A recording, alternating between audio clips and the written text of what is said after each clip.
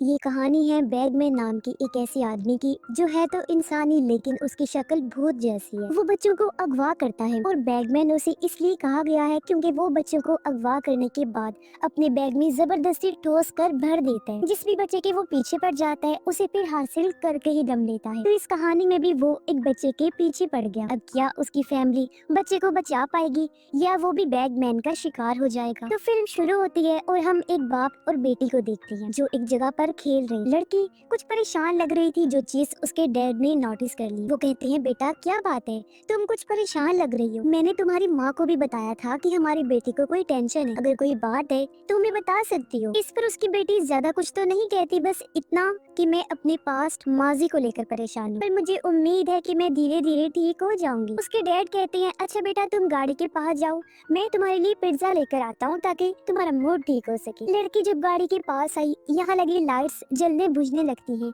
जिसके बाद एकदम से सारी लाइट्स बंद हो जाती हैं। लड़की काफी डर गई और क्योंकि काफी देर हो गई थी उसके डैड वापस नहीं आए थे, इसलिए वो खुद ही उनके पास जाने का फैसला करती है। वो उसी होटल पहुंच जाती है जहाँ से उसके डैड पिज्जा लेने आए थे। होटल पूरी तरह खाली था और जब वो आगे जाती है डैड को देखने तो वो जमीन पर पड़े हुए थे। उनकी हालत काफी खराब थी, जख्मी थे और उठ भी नहीं पा रही थी। ऐसा लग रहा था जैसे वो पैरालाइज हो गए हैं, यानी उनके हाथ पांव काम नहीं कर रहे थे। वो अपने डैड की ऐसी हालत देखकर काफी घबरा जाती है, पर इससे पहले कुछ समझ पाती यहाँ बैगमैन आ जाता है जो लड़की को पकड़कर जबरदस्ती उसे बैग में ठोस कर भरने लगता है। फिर उसने जैसे जिप बंद की लड़की की वही मौत हो जाती है। अब इस हादसे को 4 साल बीतते। इसके बाद हम एक फैमिली को देखते हैं जिनमें हस्बैंड का नाम पैट्रिक था, जिसके साथ उसकी वाइफ और उनका छोटा सा बेटा रहता था। ये फैमिली काफी खुशी से अपनी जिंदगी गुजार रही थी। अब आज इनके घर पैट्रिक का भाई और उसकी वाइफ की बहन इनसे मिलने आते हैं, जो पहले भी आते रहते हैं। अब पैट्रिक और उसका भाई लकड़ी का बिजनेस किया करते। पैट्रिक अपने भाई को बताता है कि मैंने एक मशीन बनाई है जो पेड़ों की कटाई बहुत अच्छी और कम टाइम में कर सकती है। इस मशीन के इस्तेमाल से हमारी बहुत सारी मेहनत और पैसे बच जाएंगे। जब उसके भाई ने मशीन का काम देखा तो वो भी कहते हैं कि हाँ भाई बहुत खूब, आपका ये प्रोजेक्ट सभी लोगों को बहुत पसंद आएगा। अब यहाँ पैट्रिक की वाइफ जिसका नाम करीना था वो भी अपनी बहन से बातें करती है और फिर जैसे ही रात हुई वो लोग वहाँ से चले जाते हैं। पैट्रिक जब डस्टबिन में कचरा डाल रहा था तो घर की लाइट्स जलने बुझने लगती हैं और जंगल वाली साइड से उसे आवाजें भी सुनाई दे रही थी। पैट्रिक को लगता है कि जरूर जंगल में कोई आया है, इसीलिए वो जाकर चेक करता है, पर वहाँ उसे कोई भी नजर नहीं आता, जिस वजह से वो घबरा सा जाता है। सुबह होते ही पैट्रिक अपनी कंपनी में चला गया जहाँ उसका भाई भी था और ये दोनों भाई वर्कर से काम करवा रहे होते हैं। ये कंपनी इनके डैड ने खड़ी की थी, जिसके मालिक अब ये दोनों भाई थे क्योंकि इनके डैड की तो मौत हो गई। पैट्रिक का भाई कहता है जब से डैड की मौत हुई थी तभी से मुझे बुरे बुरे सपने आया करते थे, पर जैसे तैसे मैंने खुद को संभाल ही लिया। अब पैट्रिक चाकू से तराश कर लकड़ी का उल्लू बना रहा था। उसने और भी कई सारे लकड़ी के जानवर बनाए थे जो उसे उसके डैड ने सिखाए थे। अब पैट्रिक का भाई तो वहाँ से चला गया, लेकिन पैट्रिक अपने बचपन के बारे में सोचने लगता है कि एक दिन बचपन में वो अपने भाई के साथ एक केव यानी गार के पास गया था। एक टाइम था जब इस केव के अंदर खुदाई का काम हुआ करता था, पर कुछ टाइम से केव के अंदर काम रुक गया और तब से यहाँ कोई आता जाता नहीं था। अब छोटा पैट्रिक जब उस केव के पास खड़ा था तो केव से एक आदमी बाहर आने लगा जिसके हाथ में कैंची थी और वो चुपके से उसके बाल काट लेता है। ये देखकर पैट्रिक काफी डर गया और नीचे गिर जाता है, पर तब तक आदमी दोबारा से केव के अंदर चला गया, जबकि पैट्रिक भी फिर वहाँ से भाग जाता है। अब प्रेजेंट टाइम यानी मौजूदा वक्त में हम करीना को देखते हैं जो घर में अपने बच्चे के साथ खेल रही। पर जब करीना अपने लैपटॉप पर काम करने लग गई तो उसका अपने बच्चे पर से ध्यान हट गया और उसका बच्चा खेलता हुआ जंगल में चला जाता है।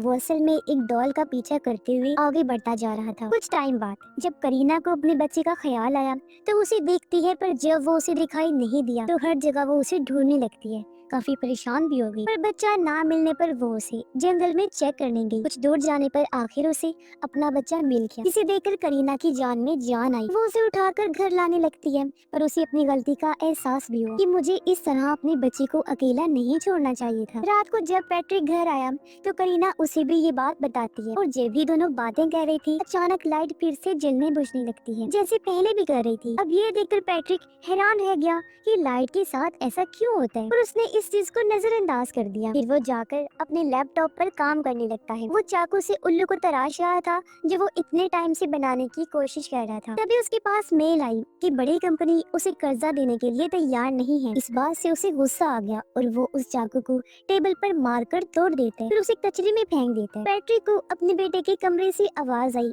ऐसा लग रहा था जैसे वो किसी से बातें कर रहा है, इसीलिए वो अपने बेटे के कमरे में जाता है और उसे पूछता है कि तुम किससे बातें कर रहे थे। बच्चा बताता है कि यहाँ पर एक डॉल थी, उस गुड़िया से ही मैं बातें कर रहा था। पर पैट्रिक को तो यह कोई डॉल दिखाई नहीं देती, मगर इस बात को नजरअंदाज करके वो अपने बच्चे को सुला देते हैं। और जब वो वापस आ रहा था तो लाइट्स एक बार फिर जलने बुझने लगती हैं। इस चीज से पैट्रिक परेशान हो गया था। वो अपने कमरे में आकर खिड़की से जंगल की तरफ देखने लगता है। उसे महसूस होता है कि जंगल में कोई इंसान है, इसलिए वो अपना बेसबॉल बैट लेकर घर के बाहर आया और जंगल की तरफ देखकर कहता है कि तुम जो कोई भी हो, मजाक करना बंद करो, समझ आई, और सीधी तरह सामने आओ, फिर तो मैं तुम्हें देख ही लूंगा। इतना बोलकर वो इंतजार करने लगा पर जंगल में से कोई भी नहीं आता। तभी करीना भी अपने बच्चे को लेकर बाहर आ गई। पैट्रिक उसे कहता है कि तुम घर के अंदर जाओ जल्दी से, क्योंकि हमारी कोई जासूसी कर रहा है। अब रात तो जैसे तैसे ये गुजार लेते हैं, पर अगली सुबह इन्होंने पुलिस को बुला लिया। ये सारी बात बताते हैं और पुलिस इनके घर,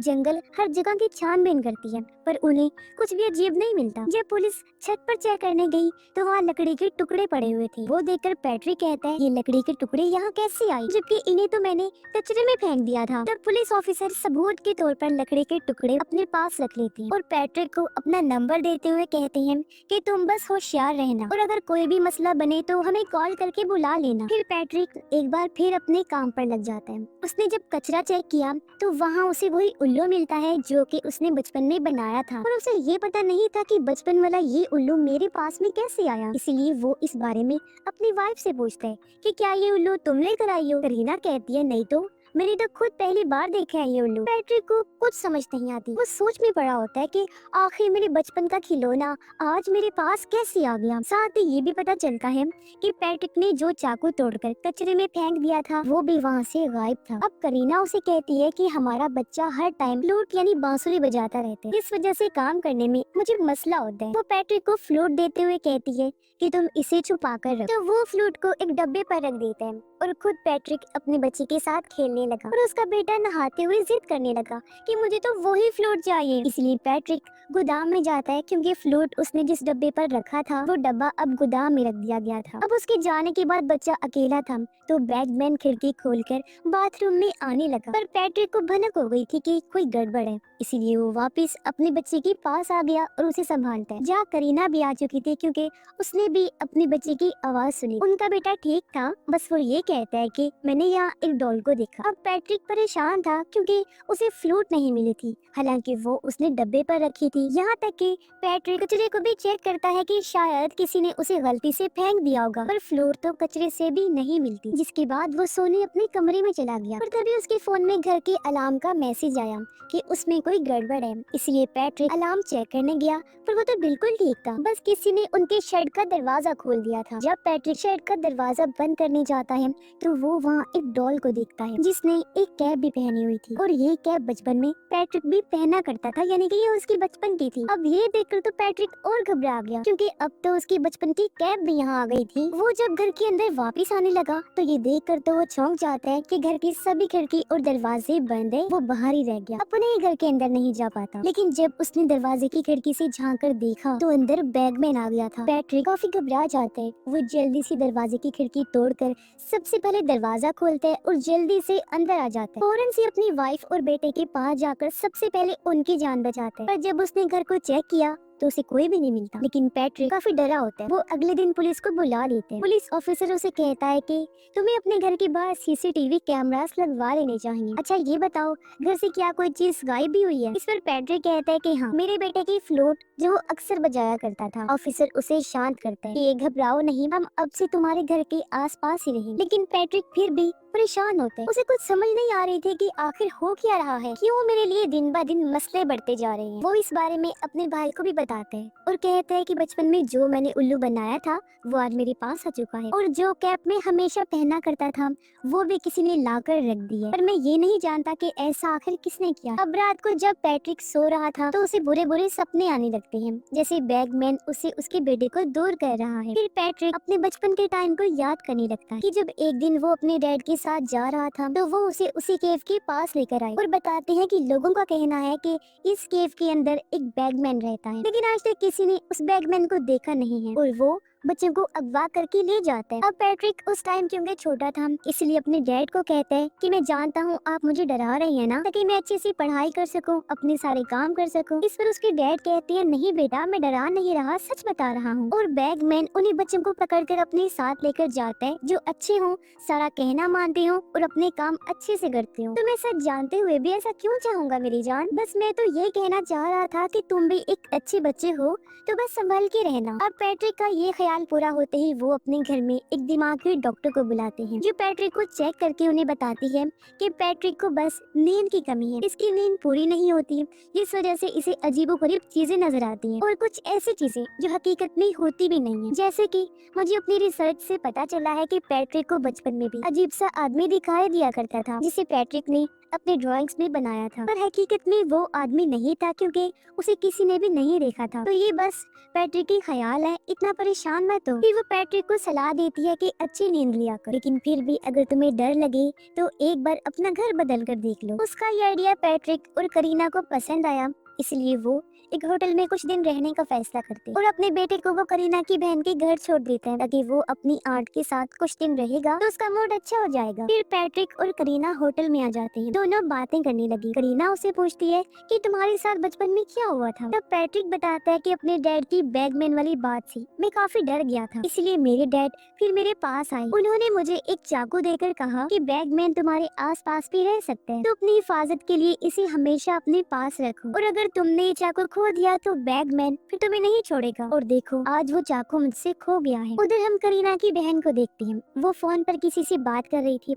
और करीना का बेटा आराम से सो रहा होता है, पर अचानक लाइट जलने बुझने लगी, इससे वो थोड़ा घबरा गई और जाकर बच्चे को चेक करती है जो बिल्कुल ठीक था। पर तभी दरवाजे की बेल बजी और जब उसने जाकर चेक किया तो वो बैगमैन था जो यहाँ भी आ गया था। उसे देखकर करीना की बहन काफी डर गई और जल्दी से जाकर बच्चे को संभालती है। वो मदद बुलाने के लिए किसी को कॉल करने की कोशिश करती है, पर अब तक सारी चीजों ने काम करना बंद कर दिया था, इसीलिए वो हाथ में चाकू लिए करीना के बेटे को लेकर अलमारी में छुप जाती है। पर बैगमैन जो उन्हें देख चुका था यहाँ भी आ जाता है उन्हें पकड़ने के लिए। बैगमैन करीना की बहन को पकड़ लेता है, अपने बचाव में वो भी उस पर हमला करती है और खुशकिस्मती से अपनी और बच्चे की जान बचा लेती है। कुछ देर बाद यहाँ पैट्रिक, करीना और रेस्क्यू टीम भी आ जाती है। करीना की बहन को थोड़ी सी चोट आ गई थी इसलिए उसकी पट्टी कर दी जाती है। फिर पैट्रिक फैसला करता है कि मैं अपनी फैमिली को लेकर अपने भाई के घर रहूंगा, इसलिए वो उन लोगों को लेकर अपने भाई के घर आ जाता है। अब करीना की बहन काफी डरी सहमी थी। करीना उसे संभालती है कि तुम्हें डरने की जरूरत नहीं है क्योंकि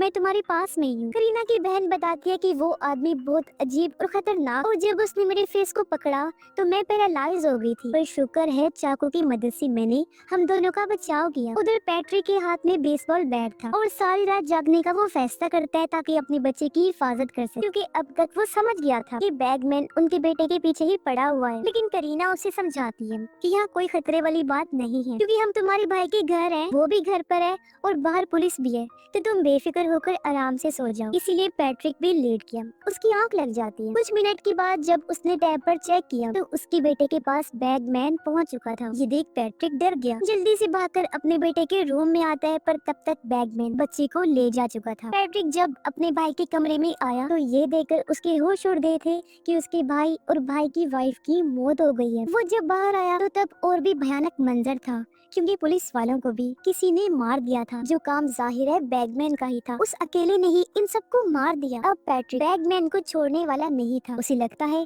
कि जरूर इस बैगमैन ने मेरे बेटे को अपने बैग में डाला हुआ है, इसलिए पैट्रिक उसका पीछा करने लगता है। पीछा करते करते वो उसी केव के पास आ गया, लेकिन यहाँ पर काफी अंधेरा था और तो पैट्रिक के पास कोई हथियार भी नहीं था। तभी उसे केव के अंदर से अपने बेटे बेटे की आवाज आई जो कह रहा था, डैड प्लीज मुझे बचा लीजिए। इसलिए पैट्रिक इस केव में आकर अपने बेटे को ढूंढता हुआ काफी आगे चला जाता है। उसने देखा कि यहाँ तो बहुत सारी मोमबत्तियां जली हुई हैं। जगह जगह घोंसले भी बने हुए हैं जिनमें उन सभी बच्चों का पसंदीदा सामान पड़ा हुआ था, जिन बच्चों को बैगमैन उठाकर ले जाता था अपने बैग में डालकर। तभी पैट्रिक एक बैग को खोल देता है जिसके अंदर वही डॉल थी जो उसके बेटे को नजर आया करती। पैट्रिक देखते हैं कि इसके अंदर से मेरे बेटे की आवाज आ रही है, यानी कि यहाँ उसका बेटा नहीं था बल्कि इस डॉल के जरिए पैट्रिक को बेवकूफ बनाया गया था। जो देखकर तो उसे और भी गुस्सा आने लगा और वो डॉल को तोड़ देते हैं। उधर करीना और उसकी बहन को उनका बच्चा मिल गया था जिसे वो लोग संभालते हैं और पुलिस को कॉल करके बुला लेते। पैट्रिक जो अभी भी केव के अंदर था वो कहता है कि तुम जो कोई भी हो सामने क्यों नहीं आते। उसका ये कहना ही था कि तभी बैगमैन आ जाता है। वो पीछे से पैट्रिक का मुंह पकड़ लेता है और उसे अपने साथ ले जाने लगा। वो काफी भयानक किसी भूत जैसा दिख रहा था। अपने साथ बैग भी लाया होता है और उसके मुंह पर हाथ रखने की वजह से पैट्रिक पैरालाइज हो जाता है। वो हिल भी नहीं पा रहा था, बस लेटा रहता है। तभी उसने सामने के घोंसले में देखा जहाँ उसका वही चाकू पड़ा हुआ था जो उसने तोड़कर कचरे में फेंक दिया था, जो गायब हो गया। अब किसी तरह पैट्रिक वो चाकू उठा लेते हैं और उसे बैगमैन की गर्दन में घोंप देते हैं। यहाँ उसे वो फ्लूट भी मिल गया जो अक्सर उसका बेटा बजाया करता था। अब किसी तरह पैट्रिक उठा और यहाँ से भागने की कोशिश करता है, पर बैगमैन उसकी जान छोड़ने वाला नहीं था। वो भी उसका पीछा करता है। तब पैट्रिक फ्लूट को केव से बाहर फेंक देता है, लेकिन बैगमैन उसके पास आकर पैट्रिक को मुंह से पकड़ के उठा लेते हैं और अपने साथ लाई बैग में वो जबरदस्ती पैट्रिक को भरने लगता है। पैट्रिक की हड्डियां बुरी तरह टूट गई, यानी दर्दनाक उसकी मौत हो जाती है। तब तक करीना भी केव के बाहर पुलिस को लेकर आ जाती है। यहाँ पर पड़ी फ्लूट देखकर वो समझ जाती है कि पैट्रिक केव के अंदर ही है, इसलिए बहुत सारी पुलिस केव के अंदर जाती है, पर अफसोस उन्हें वो नहीं मिलता। तभी हमें पता चलता है कि पैट्रिक को बचपन में उसके डैड ने ये भी कहा था कि बैगमैन सिर्फ खूबसूरत और छोटे बच्चों को ही पसंद करता है अपने साथ ले जाने के लिए। जो बच्चा उसकी नजर में आता है बैगमैन उसके बाल काट लेता है और फिर उस पर नजर बनाए रखता है। अब भले ही वो बच्चे जितने मर्जी बड़े क्यों ना हो जाएं, बैगमैन उनका पीछा करना नहीं छोड़ता। फिर जब उसे मौका मिलता है तो वो बच्चे को अपने बैग में डालकर ले जाता है। इसीलिए तो पैट्रिक के बचपन में बैगमैन ने उसे पसंद किया, उसे नजरों में रखना शुरू कर दिया और उसके बाल भी काट दिए। हालांकि पैट्रिक बड़ा भी हो गया, लेकिन उसने पीछा नहीं छोड़ा और आखिरकार वो उसे ले ही गया। इससे हमें पता चलता है कि इनके घर में बैगमैन पैट्रिक के लिए आया करता था, ना कि उसके बेटे के लिए, और आखिर उसे हमेशा के लिए अपने साथ ले गया। और इसी दुख भरी एंडिंग के साथ ही ये फिल्म इधर ही खत्म हो जाती है।